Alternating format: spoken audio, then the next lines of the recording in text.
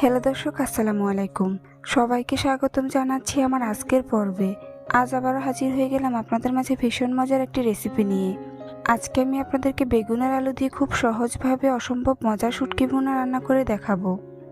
এভাবে শুটকি ভুনা করলে গরম ভাতের সাথে আর কিছুই লাগবে না। আশা করছি আজকের এই সহজ রেসিপিটি সবার কাছেই অনেক ভালো লাগবে। তো চলুন রেসিপিটি দেখে নিচ্ছি। এই রেসিপিটি তৈরি করার জন্য প্রথমে আমি এখানে প্রায় 50 গ্রামের মতো লইট্টা শুটকি নিয়ে নিয়েছি। শুটকিগুলোকে আমি এরকম ছোট ছোট টুকরো করে কেটে নিয়েছি।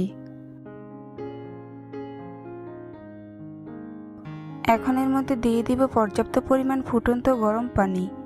এতে করে শুটকিগুলো নরম হয়ে যাবে এবং রান্না করার সময় তাড়াতাড়ি সিদ্ধ হয়ে যাবে। এখন শুটকিগুলোকে গরম পানিতে 30 মিনিটের মতো ভিজিয়ে রাখবো। এরপর এগুলোকে ধুয়ে পরিষ্কার করে নেব। শুটকিগুলোকে আমি 30 মিনিটের জন্য একপাশে রেখে দিচ্ছি। অন্যদিকে চুলায় একটি প্যান বসিয়ে এর মধ্যে দিয়ে দিচ্ছি হাফ কাপ সয়াবিন তেল। আপনারা চাইলে এখানে সরিষার তেলও ব্যবহার করতে পারেন। এখন এর মধ্যে দিয়ে দিচ্ছি হাফ কাপ পেঁয়াজ কুচি, 1/4 কাপ রসুন কুচি দিয়ে দিচ্ছি। এবার পেঁয়াজ আর রসুনকে তেলের মধ্যে খুব ভালো করে নেড়েচেড়ে ভেজে নেব। পেঁয়াজগুলোকে ভাজতে ভাজতে লালচে করা যাবে না। একটু নরম হয়ে আসলে এর মধ্যে বাকি উপকরণগুলো অ্যাড করে নিব।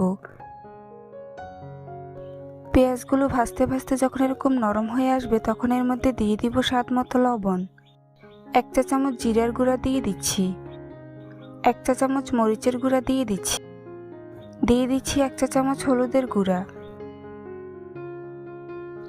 1 চা চামচ রসুন বাটা দিয়ে দিচ্ছি, 4টি কাঁচামরিচ কুচি দিয়ে দিচ্ছি। এবার পেঁয়াজ আর রসুনের সাথে মশলাগুলোকে খুব ভালো করে মিশিয়ে নিব। শুটকি রান্নার ক্ষেত্রে অবশ্যই রসুন আর মরিচটা একটু বেশি ব্যবহার করবেন, এতে শুটকির স্বাদটা অনেক বেড়ে যায়। মশলাগুলোকে নেড়েচেড়ে 2 মিনিটের মতো কষিয়ে নিব। 2 মিনিট পর এর মধ্যে দিয়ে দিচ্ছি বড় সাইজের একটি আলু কুচি, মিডিয়াম সাইজের একটি বেগুন কুচি দিয়ে দিচ্ছি। এরপর এগুলোকে মশলার সাথে ভালো করে মিশিয়ে নিব। আলু আর বেগুনকে কিভাবে কাটতে হবে সেটা নিশ্চয়ই আপনারা দেখেই বুঝতে পারছেন।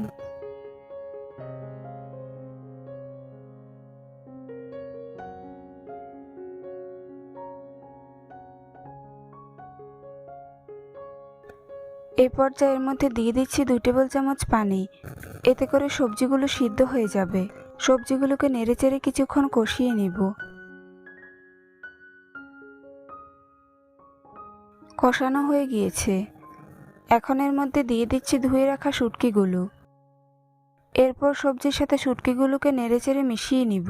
শুটকিগুলোকে কিন্তু অবশ্যই গরম পানিতে 30 মিনিট ভিজিয়ে রাখবেন, না হলে শুটকি সিদ্ধ হবে না আর এর গন্ধটাও যাবে না। মিশানো হয়ে গিয়েছে। এবার একটি ঢাকনা দিয়ে ঢেকে এগুলোকে 5 মিনিটের মতো সিদ্ধ করে নিব। ফিরে আসলাম 5 মিনিট পর। এখন এগুলোকে নেড়েচেড়ে মিশিয়ে নিব। খেয়াল রাখতে হবে যেন নিচে পোড়া না লেগে যায়।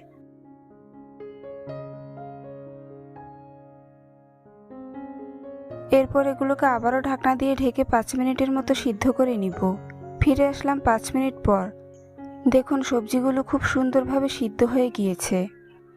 এবার এগুলোকে নেড়েচেড়ে আরও কিছুক্ষণ জাল করে নিব।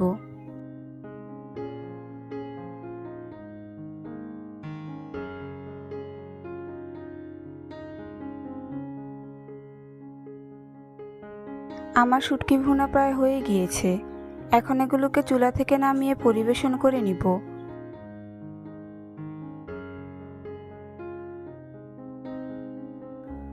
দেখুন শুটকি ভুনার রেসিপিটি দেখতে মাশাআল্লাহ কতটা সুন্দর ও লোভনীয় হয়েছে।